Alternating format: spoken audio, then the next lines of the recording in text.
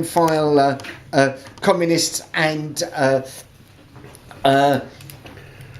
fidelistas together, and convincing many ordinary communist supporters that they needed to arm themselves, if only in self-defence. Interesting case of Felix Torres, who was a communist organiser in northern Santa Clara province. He set up his own communist guerrilla movement, was expelled from the Communist Party for doing so, and then when the Camilo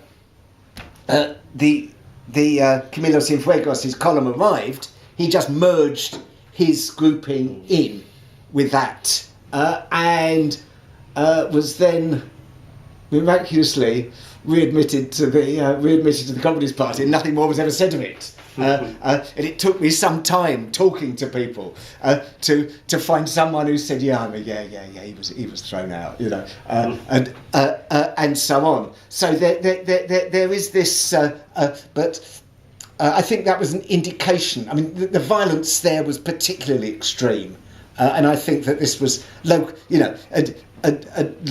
his argument really very much was, if we don't organise them, we'll lose them, because they're going to fight whatever happens. So that was so on.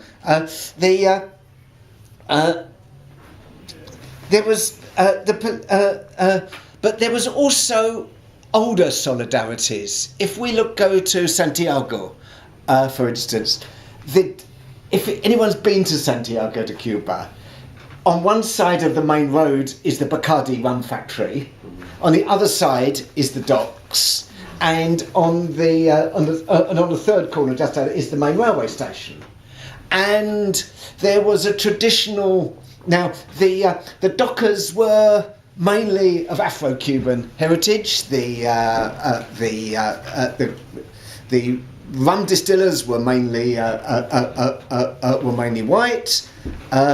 And the Bacardi workers supported, first of all, the Ortodoxo Party, which was a kind of, I might say, bourgeois liberal kind of opposition party, and then transferred en masse their allegiance to the July the 26th movement, whereas they were led by one Ramon Alvarez. The dockers were led by one Tajachel, an Afro-Cuban communist. And they had a long tradition of supporting one another, and a deep personal friendship between them. And I think we often underestimate the importance of personal friendships in this sort of thing. You can. It's much harder to resist a call for solidarity when it's your mate, and so when there was to be the July 26th movement called for an uprising in Santiago to cover the Granma landing. They wanted to draw troops away from Manzanillo province towards Santiago. They organised an uprising. The Communist Party leadership in Havana knew that this was going to happen. They didn't want anything to do with it. They forbade their local organisation to have anything to do with this. And one Tajachel, who was a member of the Central Committee, pulled the docks out in support of the armed uprising. And I think that sort of, to me, is an example of that kind of local solidarity. But the political. This political convergence was slow in part due to anti-communist attitudes within sections of the July the 26th movement, particularly amongst the more kind of petty bourgeois members in Havana. But anti-communism can take on two forms. It can be left-wing or it can be right-wing. And there are right-wing anti-communists who are opposed to communists because they're opposed to the collectivisation of property. And so on. Whereas there could be left-wing anti-communists who just think the communists are insufficiently militant, overly bureaucratic, etc., etc. And I think the right-wing anti-communism will stay, come what may, because it's actually kind of an anti-collectivist, pro-private property. Whereas left-wing critics of the Communist Party will, if the Communist Party then does what they suggest, are only too pleased. And I think that this is what we see. And the leading members of the July the 26th movements, what they call their section obrera, their workers' section, were in that kind of that left-wing category. And once the Communist Party were prepared to collaborate with them, they were in the more militant armed actions. They were only too pleased to welcome them. But also, I would argue that a view of the Cuban Revolution that only sees it as a result of the rebel victory, the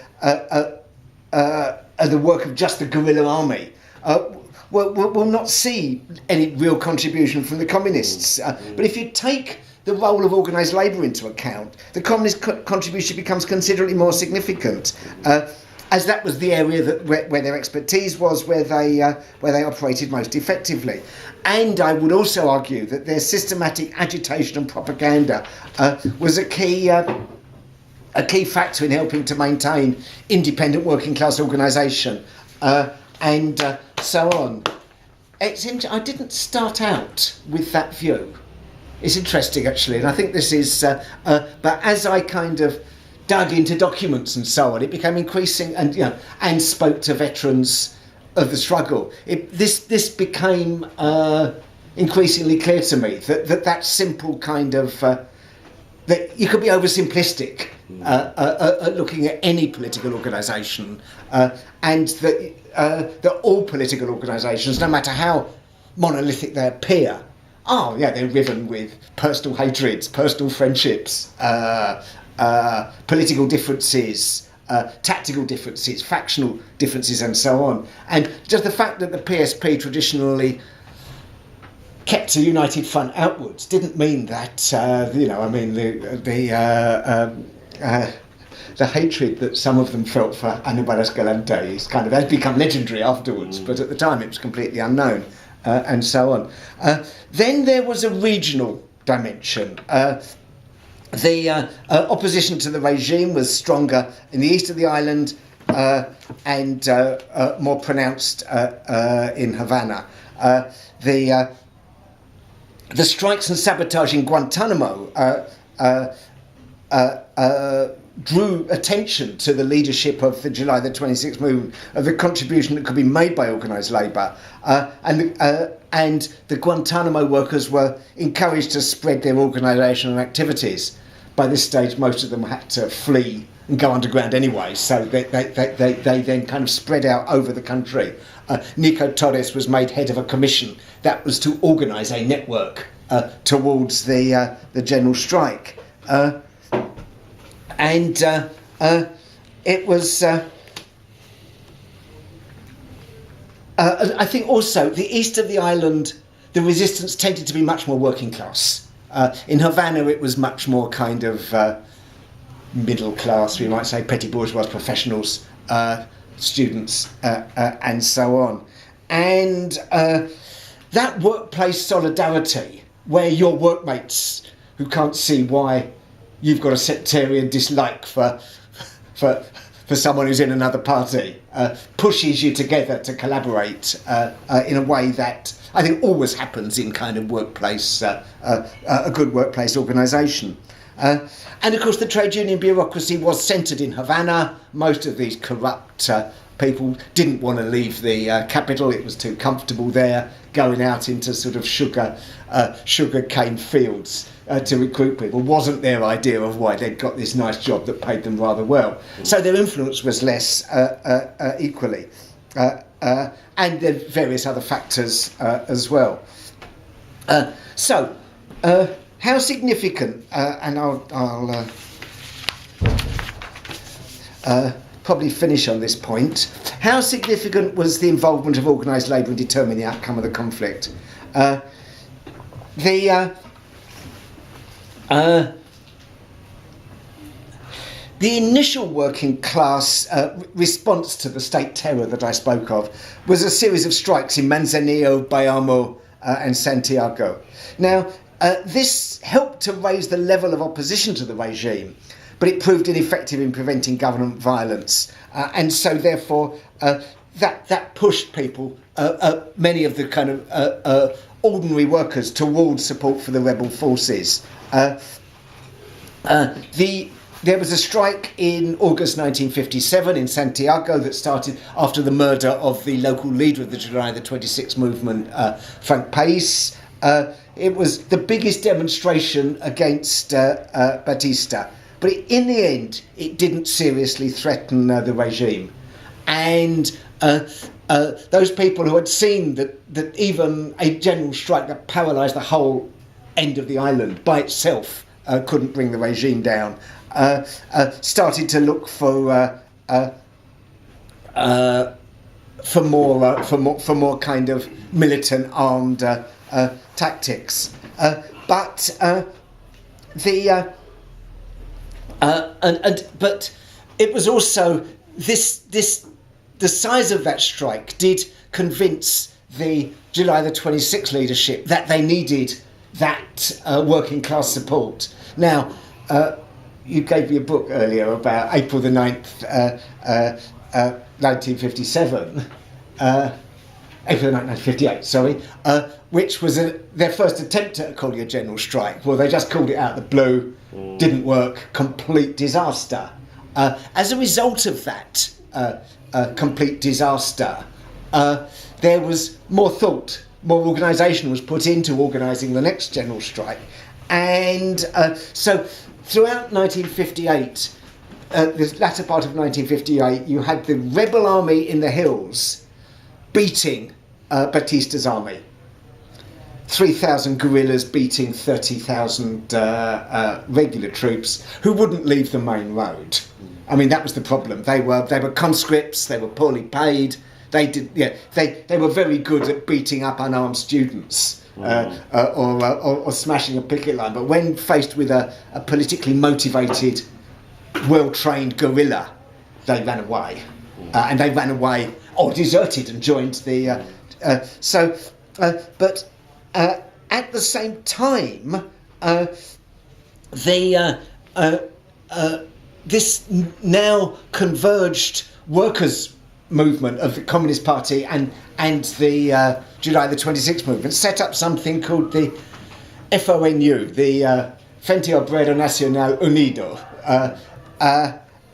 which that organised two well-attended workers' congresses in two parts of the island. One in the extreme east, in the Sierra Cristal near Guantanamo, which was the area controlled by Raul Castro's Second Front, and in the area of Santa Clara, where Camilo Cienfuegos had liberated a whole section of the area, and over 800 delegates turned up to both these congresses.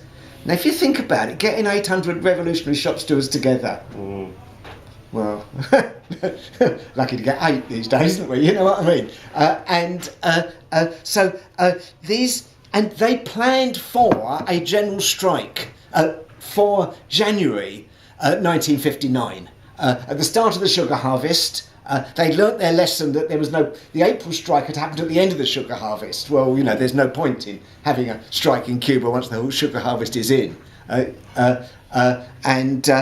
so on. So they planned for a general strike in January at the start of the sugar harvest. But Batista fled on the 1st of January 1959, and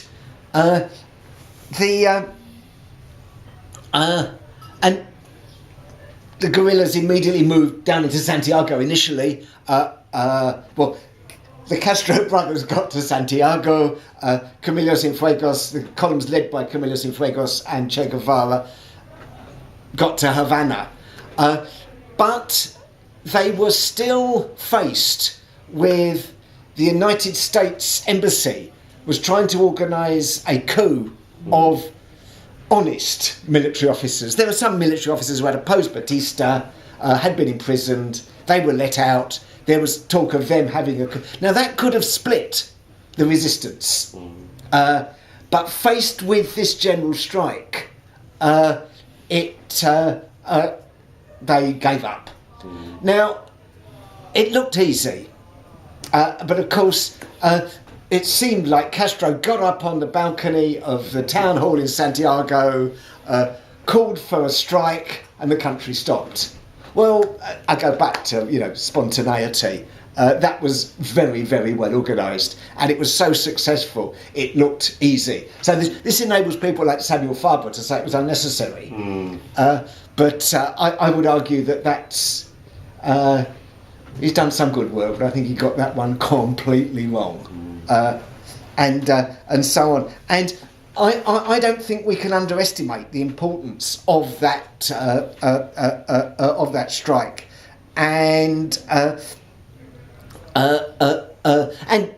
Castro himself, in several speeches, paid credit to those people who had organised it, and so I would suggest that it was that combination of armed struggle and mass action that was responsible for the rebel victory. Neither tactic would have worked by itself, and it needed that, and it also needed that underground organisation, of which we know the names of some of the people, and we can only guess at others. But